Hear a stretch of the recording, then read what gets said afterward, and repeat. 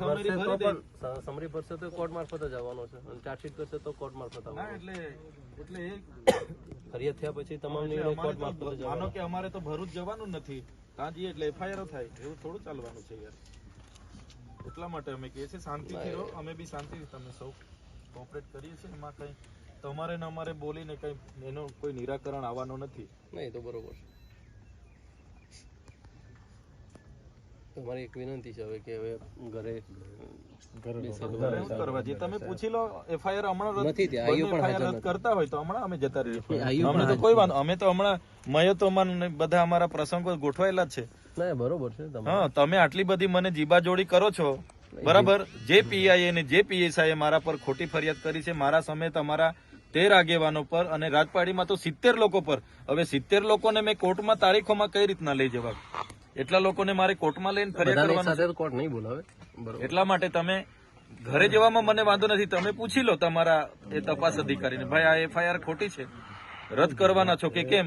સમારી ભરી દે તો અમે હમણાં ઘરે જઈએ. અંગ્રેજોના શાસનમાં પણ આવી પદયાત્રાઓ પર એફઆઈઆર નથી થઈ. આ 4 કામદારોને અમે 30-30 લાખ રૂપિયા કંપનીમાં જઈને ઉભા રહીને વળતર અપાવ્યું, અમારી ભૂલ છે. હવે માણસ મરી જાય, 10,000 કરોડની કંપની છે તો 30 લાખ આપ્યા, એમાં શું વાંધો છે? અને કંપની વાળો બિચારો તો રાજી ખુશી આપ્યા છે, તો એમાં બિચારા એફઆઈઆર બી પોતે પીએસઆઈ અરજદાર બને છે. તો આટલી તો કેવી પોલીસની મજબૂરી છે કે પીઆઈ અરજદાર બને, પીએસઆઈ અરજદાર બને? ત્યાં એટલું બધું દારૂ, ડ્રગ્સ, ઇનલીગલી બધું ચાલે છે, એના પર કેમ કાર્યવાહી કરતા નથી? અમે તો સીસીટીવી ફૂટેજ આપ્યા છે 35 જેવા, એના પર કોઈ કાર્યવાહી નથી. અમારા પર ઉપરા છાપરી રાતોરાત 2 એફઆઈઆર થઈ જાય 70 લોકો પર. યાર અમારે કે પછી છોડી દેવાનું છે? એટલે અમારા ન્યાય માટે અમે તો નીકળેલા છે. પોલીસને યોગ્ય લાગે પૂરવાના હોય તો પૂરી દો. તમે કેવું છો કે અમે બોલાવીશું, તો તમે અમારું બજેટ સત્ર ચાલુ થાય ત્યારે બોલાવશો? તમે અમારી આયોજનની મીટિંગો વખતે બોલાવશો? અમારા લોકોનું કામ કોણ કરશે પછી? ના, એટલે અમે આજે અમારી પાસે ટાઈમ છે, મહિનો તમે આ ડિસેમ્બર જાન્યુઆરી છે પૂરી દો. અમારું પછી બજેટ સત્ર ચાલુ થશે ત્યારે અમારે લોકો માટે અમારે વિધાનસભામાં બેસવું પડે છે, અને ત્યારે પછી તમે જેલમાં બેહાડી રાખશો તો લોકો માટે કોણ બોલશે? આમાં જેલમાં જવાનું ક્લિયર થતું નથી. બીજું એફઆઈઆર એટલા માટે કરેલી છે કે આ ભાઈ માથા ભારે, એટલે ખરી ચૂંટણીમાં મને અહીંથી તડીપાર કરી દીધો હતો. એટલે આવી રીતના હમણાં બજેટ સત્ર છે, લોકો માટે કઈ માંગશે, બજેટમાં ઉઠાવશે, સરકાર સામે બોલશે, એટલે હવે તમારે પાછી પાસા કરવાની, તડીપાર કરવાની તજવીજ ચાલે છે. ભરૂચ પોલીસ કરે છે. એટલે તમારે તો જે કરવા, મને તો કોઈ વાંધો નથી. 5 વર્ષ નહીં 10 વર્ષ જેલમાં રાખો, પણ અમારા લોકોનો અવાજ કોણ કરશે પછી? એટલે જેલથી મને ફેર નહીં, ત્યાં બી મને રોટલી શાક ખાવાનું મળવાનું જ છે, બધી જગ્યાએ મળે છે. એટલે એનાથી મને કઈ વાંધો નથી, પણ અમારા લોકોનો અવાજ દબાઈ જાય છે. કોણ કામદાર માટે બોલશે પછી? કોણ આદિવાસી માટે બોલશે? વાત બરાબર છે, તમે બોલો જ છો, તમે અમારો અવાજ દબાવી દેવો યાર. ઘરે રાતે પોલીસ મોકલી આપો.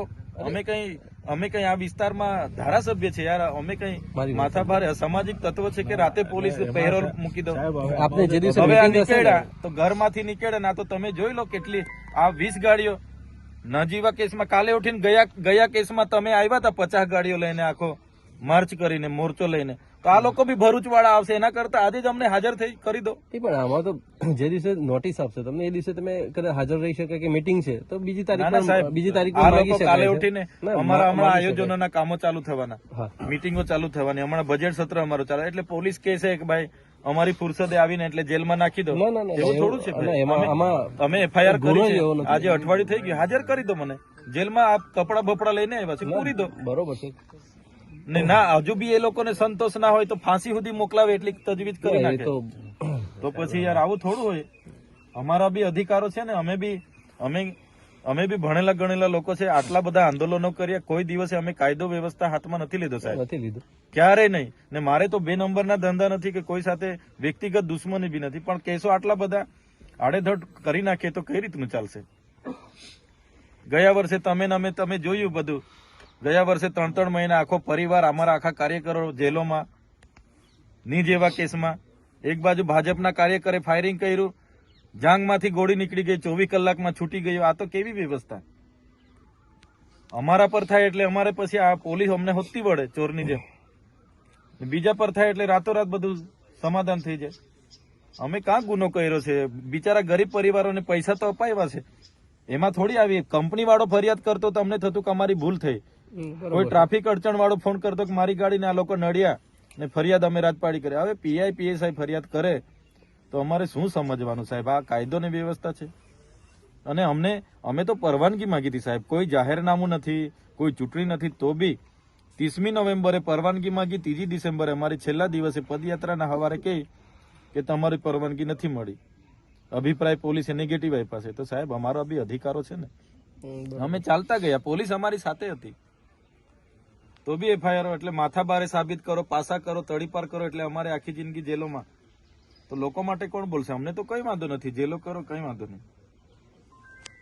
એટલે તમે ત્યાં વાત કરી લો, અમે ત્યાં જઈએ છીએ, હાજર વાત થઈ. કરી લીધી છે સાહેબ આપણા એસપી સાહેબ ને બીકો એમના જોડે, નર્મદા પોલીસ સાહેબ જોડે, SP સાહેબ જોડે પણ વાત કરી. સહકાર આપે. ભરૂચ પોલીસ નો મામલો છે, આપણે શું કરવા જીબાજોડી કરીએ છીએ? જો અમારા માટે બધું સરખું છે, આખું નહીં તો ગુજરાતમાં સરખું અમારે છે, પોસ્ટિંગ પણ તમારે કેવાથી પહેલા થોડા એફઆઈઆર રદ કરવાના. એ તો અમે રદ ના કરી હા, તો શકીએ. જવા દો ને, કોર્ટ સિવાય કોઈ અમારા રદ નહીં કરી વકીલો શકે. બધા રાહ જોઈએ છે. કોર્ટ સિવાય કોઈ રદ નહીં કરી શકે, હું આપને કહું છું. ના, કોર્ટની પ્રોસેસ તો અમે કરવાના છે કે જેટલી એફઆઈઆર થાય એ કોર્ટમાં જ અમારે કર્યા કરવાની. કોર્ટમાં તો જવાના જ છે, જે અધિકારીઓ કર્યા છે એમને બી બોલાવીશું. એવું થોડું જરૂરી છે? તમે જાઓ તો વાંધો નથી, પણ તમે જે આહવાન કરીને જાઓ છો તમારા કાર્યકરો, સાહેબ public તમે જે મીડિયામાં ભેગી કોઈ થાય જગ્યાએ છે, બતાવો, મોટા મારો મેસેજ હોય ને, તમે બધા ગ્રુપ જોઈ લો, મીડિયામાં કોઈ જગ્યાએ મેં કોઈને કીધું હોય કે મેં ત્યાં આહવાન કરીને આવું છું તો મને બતાવો. પણ એવા મેસેજ છે સાહેબ તો તમારા આપણે ગ્રુપમાં હોય તો છે ને. બતાવો. મેં તો અમારા સાંજે ગ્રુપમાં પોલીસના ફોન આવ્યા હતા, ભેગી પોલીસને મેં થાય, કીધું કે હું ત્યાં કાલે પછી જાઉં છું. ટ્રાફિક છે, law and સીધી order વાત છે, છે, મારે એનો કાં પ્રશ્ન છુપાવવાની છે? થાય. એટલા